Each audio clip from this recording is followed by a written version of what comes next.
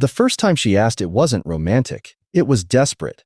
Rain hammered the cafe windows like impatient fingers, and the bell above the door jingled as Maya Sterling slid into the chair across from me, breathless, eyes wild, cheeks flushed, not from attraction, but panic. Her hands trembled as she wrapped them around a mug she hadn't ordered yet. "Ethan," she said, my name cracking like thin ice. "I need a favor, a big one."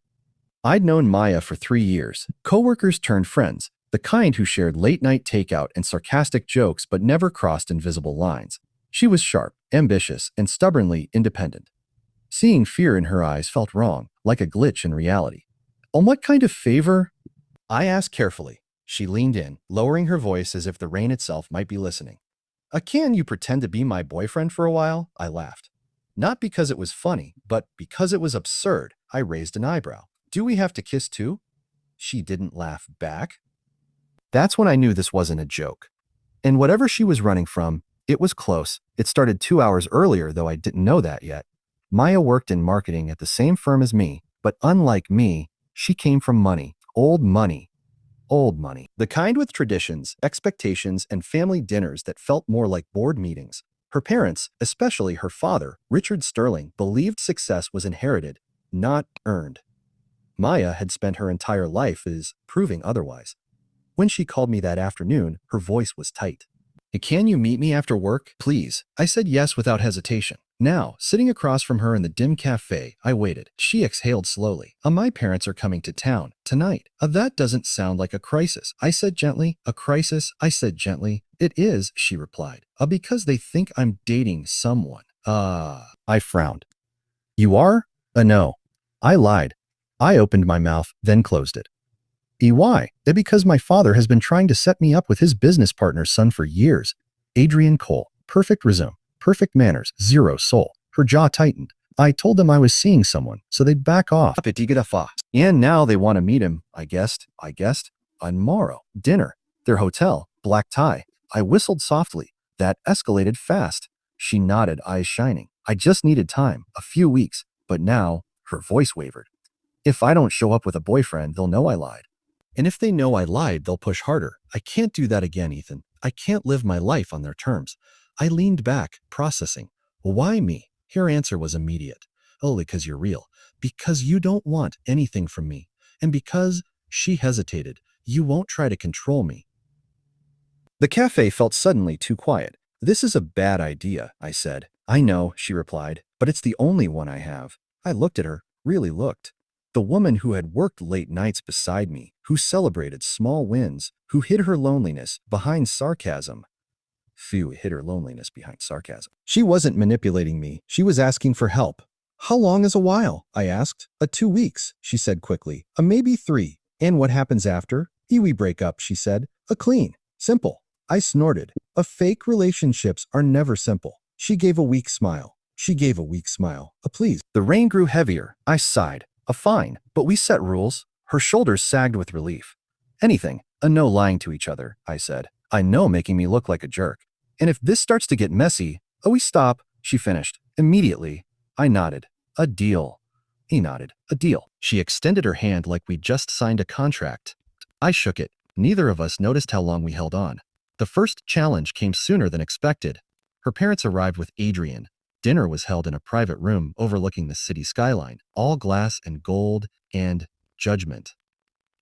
Richard Sterling was tall, silver-haired, and sharp-eyed. His wife, Eleanor, smiled politely, but her eyes assessed everything, including me. "And you are?" Richard asked, voice smooth but skeptical. "Standing, it's a pleasure to meet you." He shook my hand, grip firm.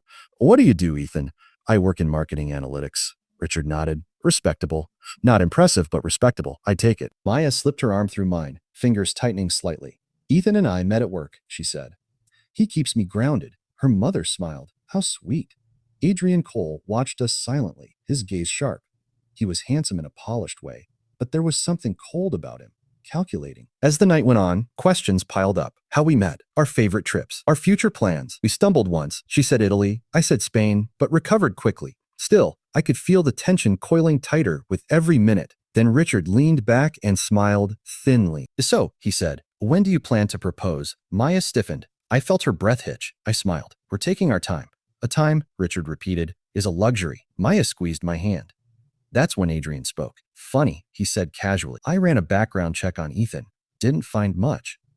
The table went silent. I met his gaze. I live a boring life. Adrian smiled, or a careful one.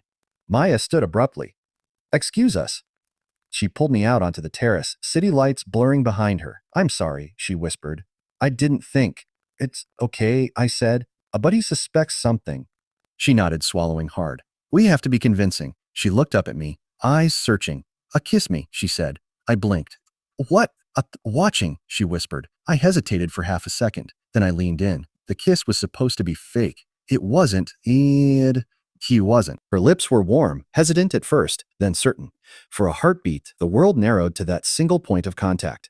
When we pulled away, her cheeks were flushed, her eyes wide. Sorry, she murmured. I shook my head. Don't be, but inside, something had shifted. The days that followed blurred into a strange rhythm, texting good morning, holding hands in public, sharing stories that were half true, half invented. The more we pretended, the easier it became. Too easy. The second challenge came from outside. Adrian didn't back off. He sent Maya messages, subtle at first, then insistent, warnings about me, about my lack of ambition, about how fake relationships always ended badly.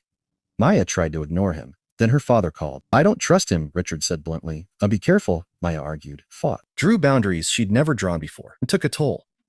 One night, after another tense call, she broke down in my apartment, tears soaking my shirt. I'm so tired, she sobbed, of fighting everyone, of proving myself. I held her, heart pounding. You don't have to prove anything to me. She looked up, eyes red. That's the problem. I knew then that this wasn't pretend anymore. Not for me. The third challenge was the hardest. 2 weeks in, Maya got an offer, a promotion, overseas, Paris, her dream. But it came with a catch. She'd have to move immediately. This was supposed to be temporary, she said quietly. Us, I nodded, forcing a smile.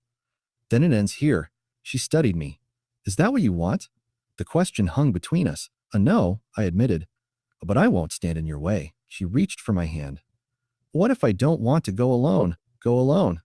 My heart raced. Yes, this stopped being fake a long time ago. I didn't answer with words. I kissed her. This time, no one was watching. Adrian made one last move, exposing the lie to her parents. But it didn't work. Maya told them the truth herself. About the fake start. About the real feelings. About choosing her own life. It was messy, painful, honest, and freeing. Richard didn't approve, but he respected her courage. The night before she left, we stood at the airport, fingers intertwined. This started as a lie, she said softly, but it taught me how to be brave. I smiled, and it taught me how to risk my heart. She kissed me, slow and sure. Boyfriend? I laughed. No pretending this time. As her plane took off, I didn't feel loss. I felt hope.